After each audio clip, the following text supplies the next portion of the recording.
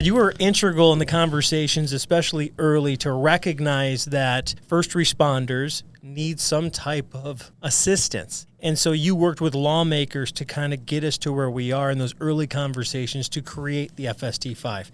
Take us back to the early days of how did we arrive here? It was one of those things where other states were doing things, and with part of the FOP, it's 380,000 members across the country.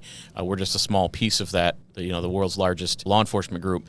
And seeing what other states have already done, it was just over 6 years ago, the National FOP formed their Division of Officer Wellness. And they've been putting on training nationwide. They've been doing different counselings. They've been vetting clinicians and therapies. And things were happening, just not happening in Michigan as a group. They were happening in small pockets. They were happening in local departments, but very, very few.